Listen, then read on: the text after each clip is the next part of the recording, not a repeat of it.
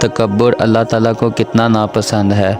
मैं आपको 2 हदीस सुनाता हूँ। अल्लाह के हबीब सल्लल्लाहु अलैहि वसल्लम फरमाते हैं कि क़यामत के दिन मुतकब्बिरीन को इंसानी शक्लों की यानी चूंटियों की मानिब उठाया जाएगा।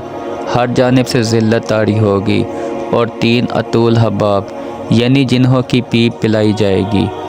एक और जगह नबी पाक सल्लल्लाहु अलैहि वसल्लम फरमाते हैं, जो तकब्बुर की वजह से लोगों को दिखाए यानी तकब्बुर का लिबास पहने, अल्लाह ताला उस पर क़यामत के रोज़ नज़र नहीं फरमाएगा।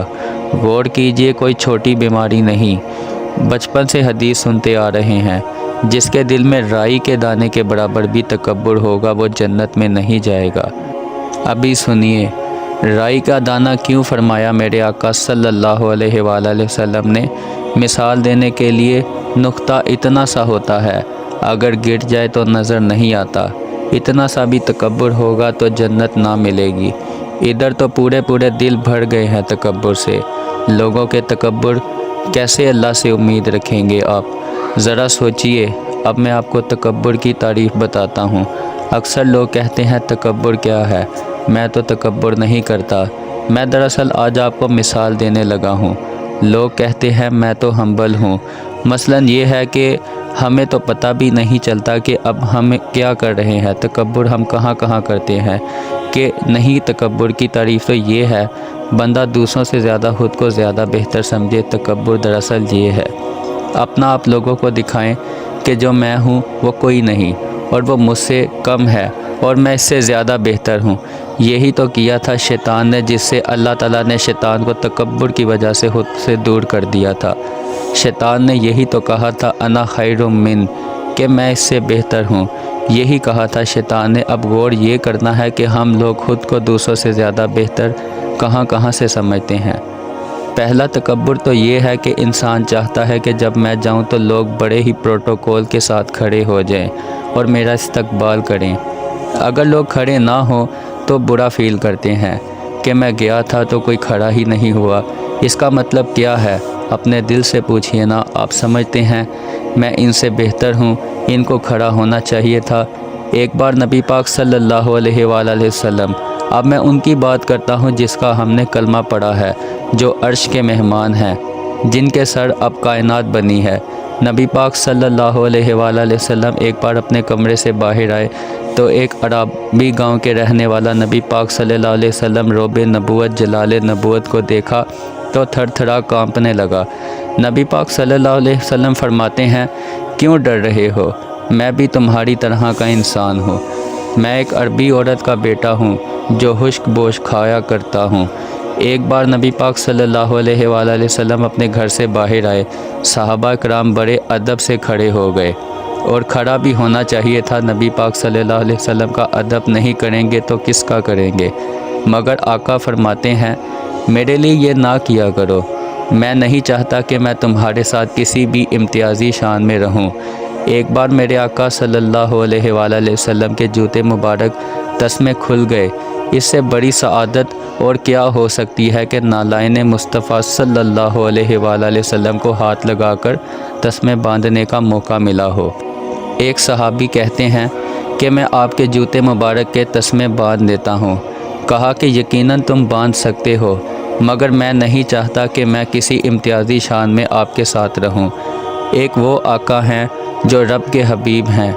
आप सल्लल्लाहु अलैहि वसल्लम का स्टेटस देखें। सैयद आला हज़रत कहते हैं, ज़मीन व ज़मा तुम्हारे लिए, मकीन व मकान तुम्हारे लिए, चुनी व चुना तुम्हारे लिए। प्यारे आका मसला सुलझाने के लिए हैं। लोगों का हाल तो ये है कि थोड़ा सा पैसा मिल जाए तो थोड़ा सा बुलंद रुतबा मिल जाए तो फिर पैर ही ज़मीन पर नहीं लगते। इंसान को इंसान ही नहीं समझते। दूसरी मिसाल, लोग कहते हैं कि अगर मैं कहीं चला जाऊं तो लोग मुझे देखकर सलाम किया करें। मैं करूं ना करूं लेकिन लोग ज़रूर करें सलाम। ये भी तकब्बुर की निशानी है। शैतान तो इतना मरदूद है, शैतान की ही बात हो रही है मरदूद की। जब हम अच्छी बात कर रहे हों तो ऐसे मौका पर शैतान कोई और बात याद दिला देता है। हाँ, ये बात ठीक है, फ़लाँ आदमी ये करता है, किसी और का नहीं सोचना चाहिए। लोग मुझे सुन रहे हैं, भाई बहन खुदारा किसी के बारे नहीं, اپنے آپ سے باتیں کریں کہ میرے ساتھ ایسا ہے کہ نہیں۔ اگر کوئی دوسرا کرتا ہے تو وہ جانے اور رب جانے، ہمیں کیا پتہ کہ کسی کے دل کی کیا نیت ہے، اس کے دل میں کیا ہے۔ اپنی بات کرو کہ جب میں کہیں جاتا ہوں تو میرا دل کیا کہتا ہے کہ لوگ سلام کریں، میں سلام میں پہل نہ کروں۔ ہمیں چاہیے کہ ہم خود سلام کیا کریں، اور یہ اللہ تعالیٰ ایک طرف سے ثواب بھی ہے سلام کرنا، یہ بھی ایک نیکی ہے، یہ تکبر کی نشانی ہے۔ اب یہ انداز تو ہمارا ہے، اب چلتے ہیں نبی پاک صلی اللہ علیہ وآلہ وسلم کی بارگاہ میں۔ میں آپ کو آقا صلی اللہ علیہ وآلہ وسلم کی سیرت کا ایک ایک پہرا بھی بتاتا جا رہا ہوں۔ صحابہ کرام کہتے ہیں کہ ہم جب بھی نبی پاک صلی اللہ علیہ وآلہ وسلم کی بارگاہ میں جاتے ہیں کہ ہمارے پیارے آقا صلی اللہ علیہ وآلہ وسلم خود سلام فرماتے ہیں۔ ایک بار صحابہ فرماتے ہیں کہ ہم نے پلان کیا کہ ہم نبی پاک صلی اللہ علیہ وآلہ وسلم سے پہلے سلام کریں گے، آقا تو ہمیں موقع ہی نہیں دیتے سلام کرنے کا، پہلے کہ ہم سلام کریں، لیکن نبی پاک صلی اللہ علیہ وسلم نے پھر پہلے سلام کر دی۔ اور جو اب میں بات کہنے جا رہا ہوں، ایمان تازہ ہو جائے گا آپ کا۔ اگر اچھی لگے بات تو 2 رکعت نفل شکرانے کے ضرور پڑھ لینا۔ سنو، علماء کہتے ہیں یہ بات ختم نہیں ہوئی، آج بھی روضہ رسول صلی اللہ علیہ وآلہ وسلم پر جب کوئی غلام جاتا ہے، اس سے پہلے کہ کوئی وہ سلام عرض کرے، نبیوں کے آقا جناب رحمت للعالمین کی عادت کریمہ ہے، اپنے امتی کو سلام کرتے ہیں۔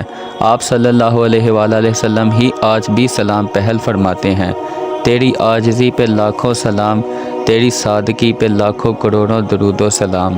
اپنے دل سے پوچھو، شیطان نے یہی تو کہا تھا، انا خیر من، میں اس سے بہتر ہوں، کہیں تمہارے دل میں یہ تکبر تو نہیں آ گیا؟ سبحان اللہ۔ علماء نے تکبر کا علاج بھی یہ بیان کیا ہے، اگر کوئی شخص یہ چاہتا ہے کہ دل سے میرے تکبر دور ہو جائے، اگر کسی کو وہ جانتا ہے یا کسی کو نہیں جانتا، سب کو سلام کیا کرے، انشاءاللہ تکبر سے پاک ہو جائیں گے۔ ایک اور بات بتاتا ہوں آپ کو، یہ بھی سوچنا چاہیے، لیکن اپنے بارے میں کسی اور پر متوجہ نہیں لگاؤ۔ اپنے آپ کا امتحان لو کہ کوئی میرے ساتھ چھوٹا آدمی نہ بیٹھے، میلے کچیلے کپڑوں والا تمہارا ملازم اگر کوئی غریب رشتہ دار ساتھی پاس آ کر بیٹھ جائے تو دل میں کیا ہوتا ہے؟ یہ قدر بیٹھ گئی ہے، بلکہ اتنی جرأت ہوتی ہے کہ جناب اٹھیے، آپ کہاں، آپ میرے ساتھ نہ بیٹھیے، آپ ادھر بیٹھو، تمہاری یہ جگہ نہیں ہے۔ استغفر اللہ کریے اور اللہ سے ڈرو۔